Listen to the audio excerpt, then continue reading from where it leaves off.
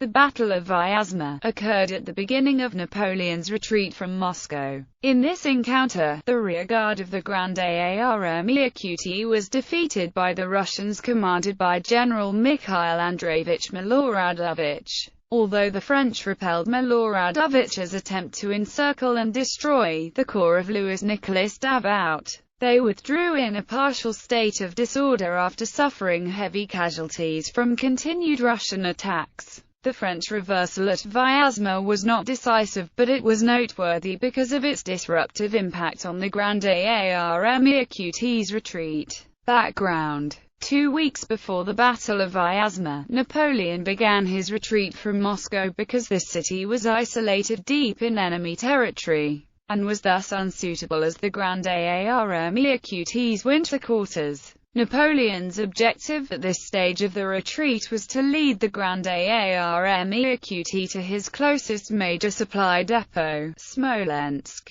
which was 270 miles west of Moscow. The campaign was then to be recommenced in the following spring. The French departed Moscow on October 18, and after having a southern route to Smolensk denied them as a result of the Battle of Maloyaroslavets, they were compelled to backtrack and retreat along the same road used in their earlier advance on Moscow. Because the territory alongside this road had been economically ravaged by earlier campaigning, the retreat imposed on the Grande Armée Qt extreme conditions of privation and attrition. Lack of foodstuffs soon led to demoralization and disorder in the French ranks. By November 3, the day of the action at Vyazma, the retreating Grande Armée Qt was stretched out in a column 60 miles long. The helm of the column, Junot 8th Corps, was at Dorogobush, with Davout's 1st Corps serving as the army's rearguard, located at the tail of the army just east of Vyazma. Between these two endpoints were, running west to east, the Imperial Guard, Joachim Murat's troops, Michelny's 3rd Corps, Poniatowski's 5th Corps, and Eugene's 4th Corps. At this point, the French retreat was harassed by Cossack attacks at every juncture,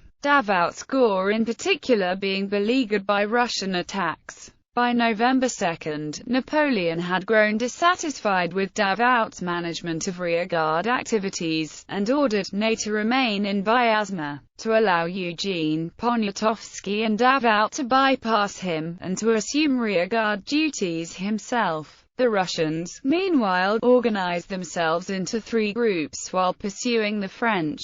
First, following Davout closely were 5,000 Cossacks commanded by Ataman Platov.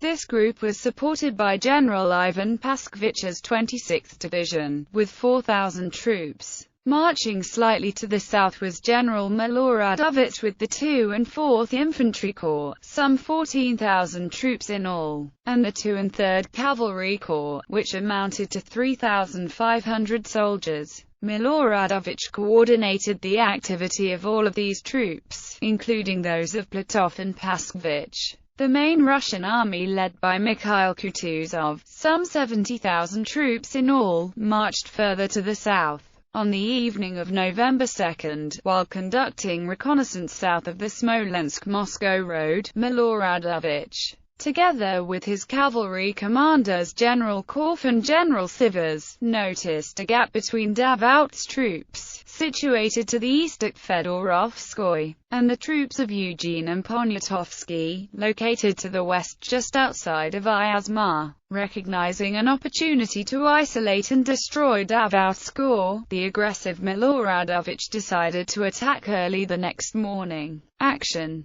the Russian cavalry attacks at 8 a.m. on November 3.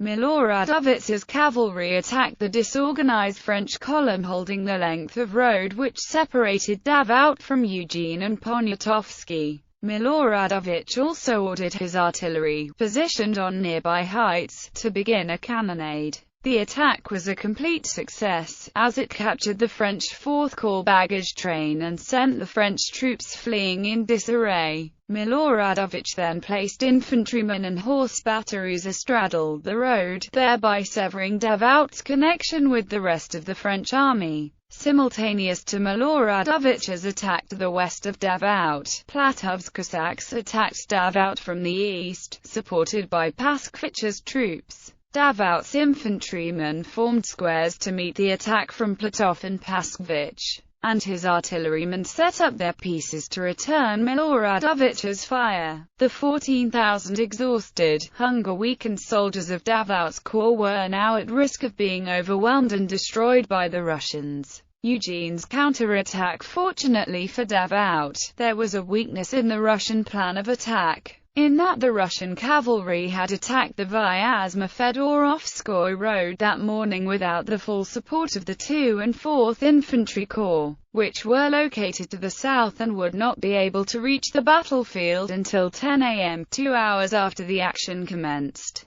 Miloradovich, fearing that the gap between Davout and the rest of the French army would close before he could exploit it, felt it expedient to launch his cavalry attack without having the balance of his infantry on hand. Lacking sufficient numbers of infantrymen to consolidate their hold on the Vyazma Fedorovskoye road, Miloradovich's cavalry was vulnerable to a determined French counterattack. At this juncture, Davout's fortunes changed for the better. His infantrymen to the east repulsed Platov and Paskvich with steady, disciplined musket fire. More importantly, Eugene heard the cannon fire engulfing Davout's position to the rear, and immediately ordered his troops to counterattack Miloradovich and regain possession of the Vyazma Fedorovskoye road. Eugene's counterattack fell on the rear of the troops Miloradovich had positioned on the road facing Davout.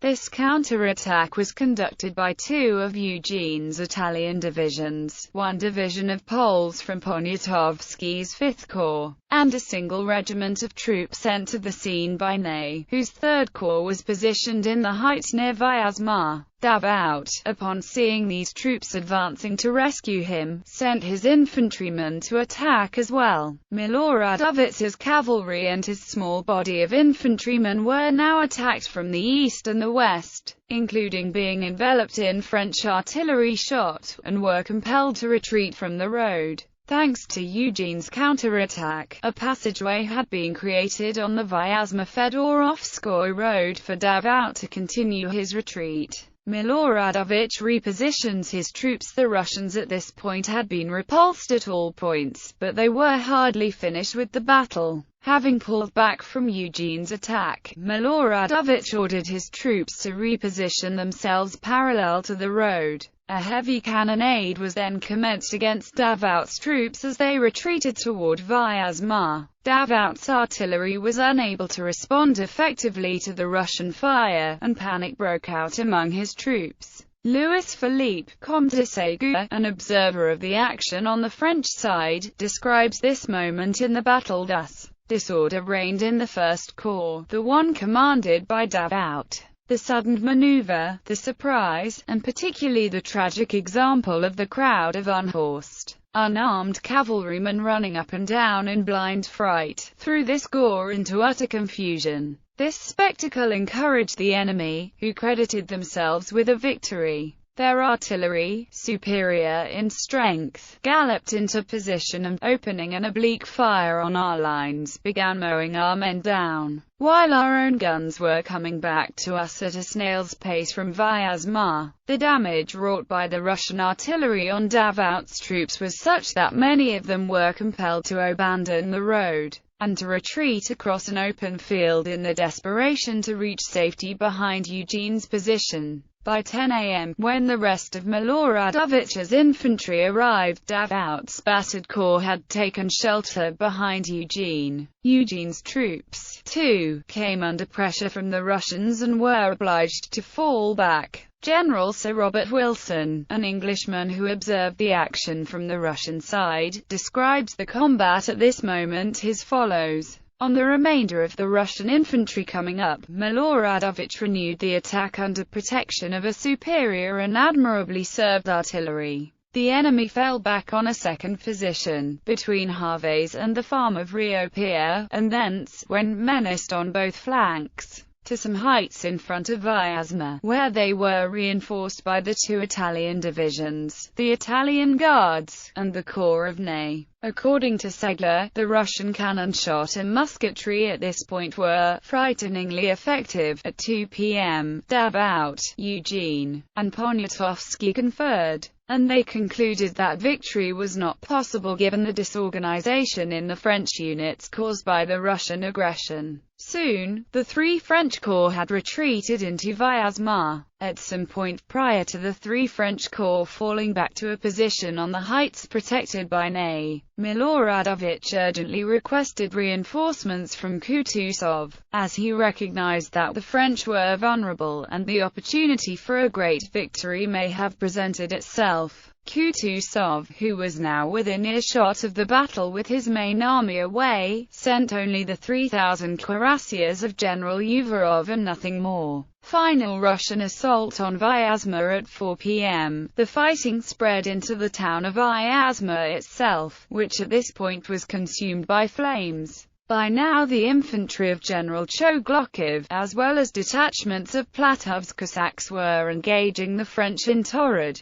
close-quarters combat on the streets of Vyazma. The French were hard-pressed, and had to fight desperately to hold the Russians off while evacuating the town. By 8 p.m., the fighting was over. The corps of Davout, Eugene, and Poniatowski had retreated west of Vyazma, bruised but safe. Ney's rearguard was last to withdraw from the town, suffering heavy losses in a final bayonet fight with a force of Russian grenadiers. In order to cover their retreat, the French had set large sections of Vyazma on fire, resulting in many wounded from both sides burning to death. Worse yet, the French are reported to have locked civilians and Russian prisoners in buildings before setting them aflame. Russian troops pouring into the town were able to save some of these victims. That evening, Ney's corps remained on the western outskirts of Vyazma to block the Russians. However, given the Russians' aggression, great danger remained, and according to Caulaincourt, even Ney had to continue his retreating movement before dawn in order not to risk the loss of his troops. The next day, withdrawing along a road heaped for miles with burning, overturned wagons, and blown-up ammunition caches,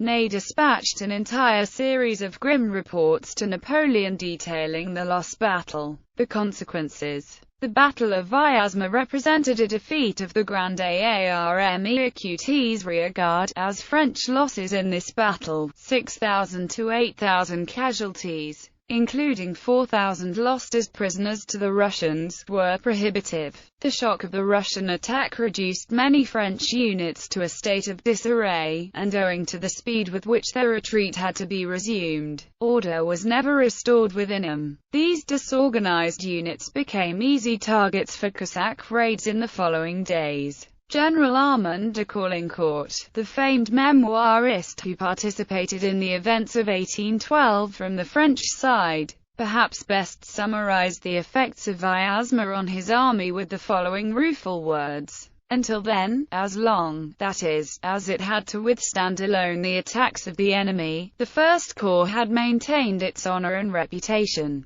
although it was fiercely attacked and its formation broken by the artillery. This momentary disorder was conspicuous because it was the first time that these gallant infantry broke ranks and compelled their dogged commander to give ground. I have related these painful details because from this incident must be dated our disorganization and misfortunes. The First Corps, which on taking the field was the largest and finest, a rival to the Guard, was thenceforward the hardest hit, and the evil spread. Russian casualties at Vyazma were no more than 1,800 killed and wounded, out of 26,500 troops involved.